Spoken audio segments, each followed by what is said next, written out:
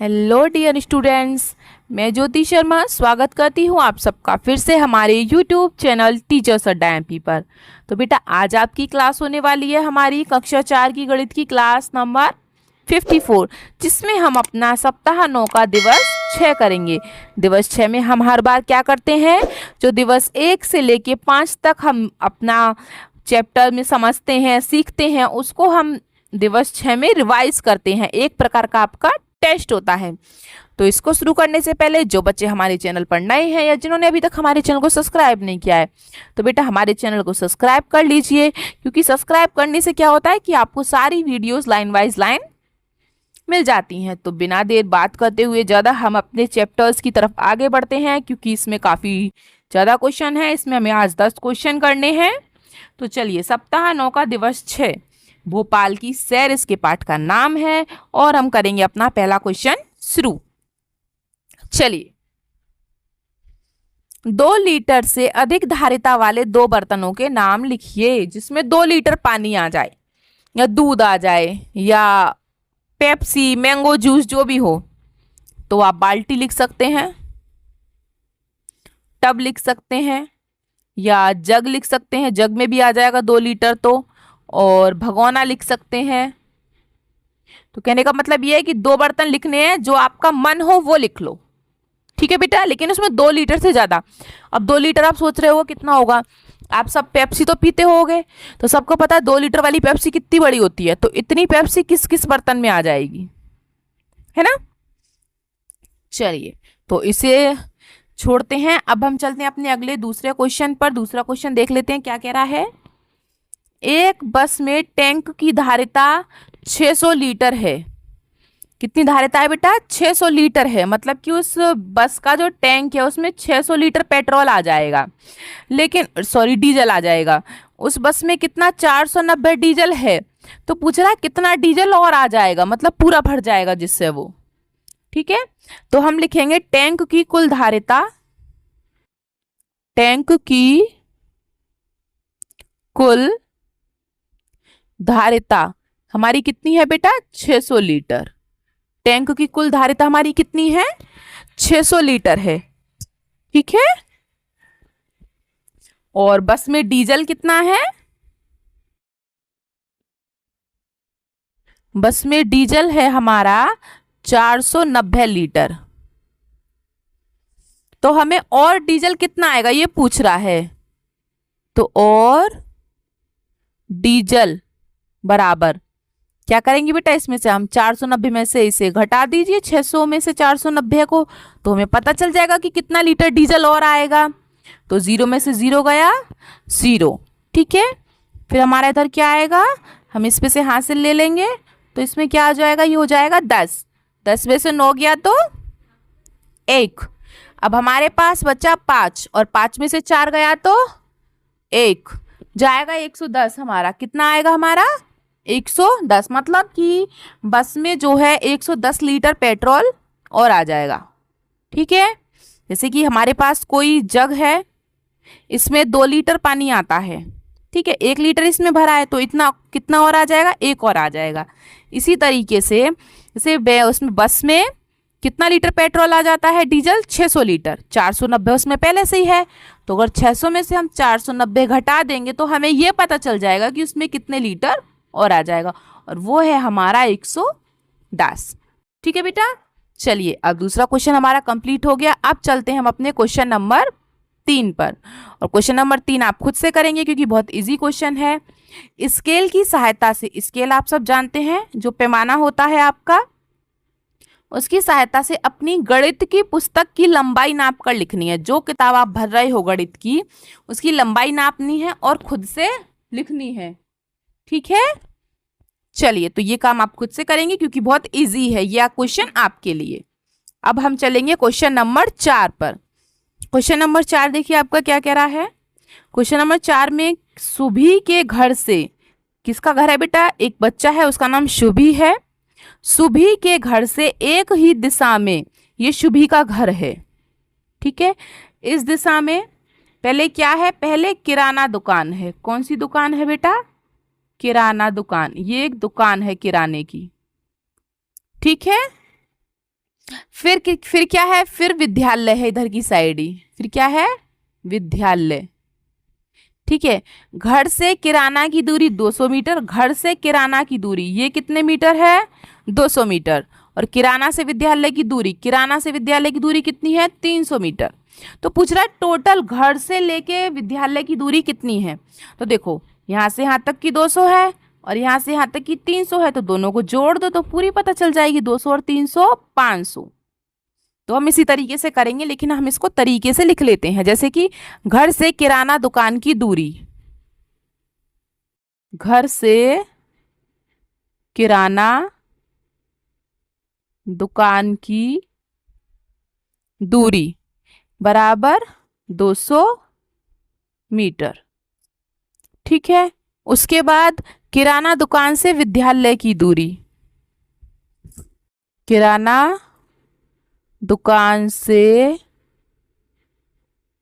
विद्यालय की दूरी, विद्यालय की दूरी कितनी है, 300 मीटर। ठीक है, अब उसके बाद घर से विद्यालय की दूरी, विद्यालय की दूरी, घर से विद्यालय की दूरी, है ना बेटा। तो हम इसको जोड़ देते हैं। ठीक है, 0 0 2 और 3 5 5 मतलब 500 मीटर। ठीक है बेटा, अब जैसे मानो ये आपका घर है, ये आपकी दुकान है और ये आपका स्कूल है, ये आपका स्कूल है और ये दुकान है शॉप और ये स्कूल है आपका और ये आपका घर है मतलब होम, सॉरी। ये अगर यहाँ से आपके घर की दूरी मान लो 10 मीटर है ना, और यहाँ से यहाँ तक की दूरी, दुकान से लेके यहाँ तक की दूरी 20 मीटर है, तो टोटल बेटा दूरी कितनी होगी आपके घर से लेके आपके स्कूल की, 10 और 20 मतलब कि 30 होगी टोटल। ऐसे ही मैंने ये किया है। ठीक है, तो घर से किराना की दूरी 200 मीटर, किराना से विद्यालय की दूरी 300 मीटर, तो पूरा घर से लेके विद्यालय की दूरी पूछी है, तो टोटल कितना हो जाएगा हमारा 500 मीटर। ठीक है बेटा, चलिए अब हम चलते हैं अपने क्वेश्चन नंबर 5 पर। तो हम क्वेश्चन नंबर 5 अपना कर लेते हैं। तो चलिए अब करते हैं अपना क्वेश्चन नंबर 5। क्वेश्चन नंबर 5 में क्या कह रहा है, कक्षा कक्ष के कमरे की लंबाई एवं चौड़ाई ज्ञात कीजिए। तो यहाँ पे हम लिखेंगे लंबाई और इधर हम लिखेंगे चौड़ाई। चलिए, तो लंबाई आपके कक्षा कक्ष की कितनी है और चौड़ाई कितनी है। अब जैसे कि मैं बता देती हूँ, मेरे में तो 15 मीटर है लंबाई और 8 मीटर है चौड़ाई। और बेटा अब आपके स्कूल में कितना है वो मुझे नहीं पता है, तो आप अपने सर या मैम से पूछ के लिख सकते हैं। ठीक है, अगर वीडियो अच्छा लग रहा हो तो उसको लाइक कर दें। और उसके ही साथ हम चलते हैं अपने क्वेश्चन नंबर 6 पर। क्वेश्चन नंबर 6 कह रहा है, भोपाल से उज्जैन जाते हुए रास्ते में क्या है, सीहोर है। मतलब पहले क्या है, भोपाल से जा रहा है वो, तो रास्ते में सीहोर पड़ता है, फिर उज्जैन आता है। तो वो ये कह रहा है कि भोपाल से सीहोर 38 किलोमीटर दूर है और सीहोर से उज्जैन 154 किलोमीटर दूर है। तो ये पूछ रहा है भोपाल से उज्जैन, मतलब भोपाल से उज्जैन टोटल कितना है, तो मतलब 38 और 154 को जोड़ दो, सीधी सीधी सी बात है ना। तो चलिए हम इसको अपनी लैंग्वेज में लिख लेते हैं, भोपाल से सीहोर। पहले किसकी दूरी दी है, भोपाल से सीहोर, तो भोपाल से सीहोर की दूरी है 38 किलोमीटर। ठीक है, फिर सीहोर से उज्जैन, फिर सीहोर से उज्जैन, सीहोर से उज्जैन की दूरी कितनी है, 154 किलोमीटर। ठीक है, अब क्या पूछा हमारे, हमें भोपाल से उज्जैन, मतलब भोपाल से उज्जैन यहां तक टोटल पूछा है। तो भोपाल से उज्जैन, तो भोपाल से उज्जैन कितना हो जाएगा बेटा, जोड़ दो, 8 और 4 12, 12 का 2, 80 लगा 1, 1 और 3 4, 4 और 5 9 और 1 का 1, मतलब कि टोटल मिला के 192 किलोमीटर दूर है भोपाल से उज्जैन।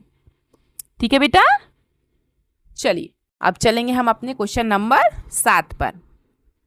तो क्वेश्चन नंबर 7 आपका क्या कह रहा है, देख लेते हैं।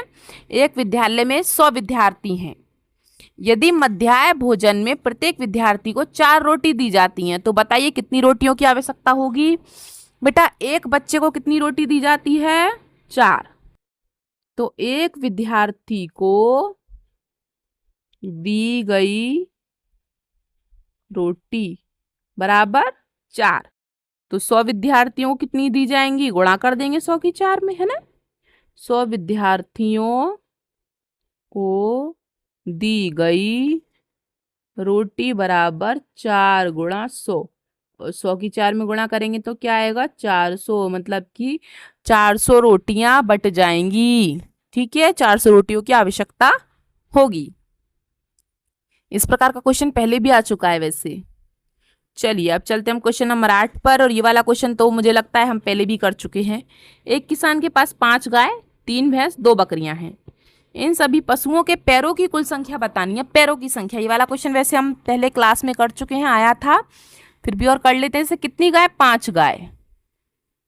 तो 5 गाय के कितने पैर होंगे बेटा, एक गाय के 4 पैर होते हैं, तो 5 गाय के कितने पैर होंगे, 5 चौक 20। ठीक है, फिर है 3 भैंस। 3 भैंस, एक भैंस के 3 पैर होते हैं, एक भैंस के 4 पैर होते हैं, तो 3 भैंस के कितने पैर होंगे, 3 चौक 12। फिर आती हैं 2 बकरियां। 2 बकरियां, अब एक बकरी के बेटा 4 पैर हैं, तो 2 बकरी के कितने पैर होंगे, 4 दूनी 8। बस खत्म कहानी, इनको जोड़ दो तीनों को, टोटल पैर आ जाएंगे। 0 और 2 तो कुछ नहीं है, 2 और 8 10, 10 का 0 हासिल 1, 1 और 2 3, 3 और 1 4, मतलब कि टोटल मिला के कितने पैर हैं बेटा, 40 पैर। ठीक है, आ गया समझ में। ठीक है बेटा, कुछ नहीं करना था, बस पैरों के वो बताने थे कि किसके कितने कितने पैर हैं, टोटल मिला के पैरों की संख्या। ठीक है, पर यार ये देख लेना कि दिया क्या है, गाय भैंस बकरी इन सब के तो 4-4 पैर होते हैं, लेकिन कभी मुर्गी दे दे तो बेटा मुर्गी के तो 2 ही पैर होते हैं, या कभी इंसान दे दे तो इंसान के भी 2 ही पैर होते हैं, है ना, ध्यान रखना इस बात का। चलिए तो क्वेश्चन नंबर 9 चलते हैं। अल्प या क्षणिक समय में होने वाले 2 कार्य। अल्प मतलब कम समय में, कम समय में आप क्या कर सकते हो, कूलर चलाना, कूलर चला दोगे हाल फटाफट।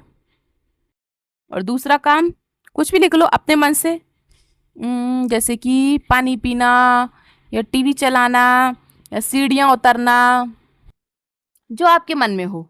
ठीक है, मैं पानी पीना लिख देती हूँ, पीना पीना लिख दिया मैंने, पानी पीना नहीं, सही लिखा है पानी पीना। ठीक है, चलिए लास्ट क्वेश्चन और कर लेते हैं फटाफट से। क्वेश्चन कह रहा है एक व्यक्ति रात्रि में 10 बजे सोता है, वह प्रातः 6 बजे उठ जाता है, वह कितने घंटे सोता है।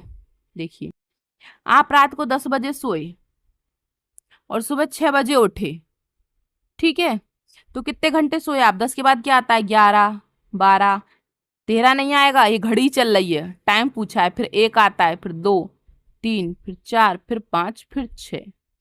तो बेटा वो आदमी 6 बजे उठा है, तो कितने घंटे सोया 10 के बाद, 1 घंटा, 2 घंटा, 3 घंटा, 4 घंटा, 5 घंटा, 6 घंटा, 7 घंटा, 8 घंटा। कितने घंटे सोया बेटा, 8 घंटे सोया वो। 10 बजे से लेके 6 बजे तक सोया, तो कितने घंटे सोया वो, 8 बजे 8 घंटे तक।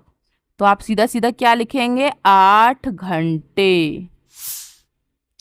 ठीक है बेटा, चलिए तो आज का आपके लास्ट क्वेश्चन था। अगर आपको वीडियो अच्छी लगी हो तो वीडियो को लाइक करें और अपने दोस्तों को शेयर करें। सब्सक्राइब नहीं किया है तो सब्सक्राइब कर लीजिए, और अगर आप मेरी वीडियो कहाँ से देख रहे हैं ये मुझे कमेंट बॉक्स में लिख के बताएंगे तो मुझे बहुत अच्छा लगेगा।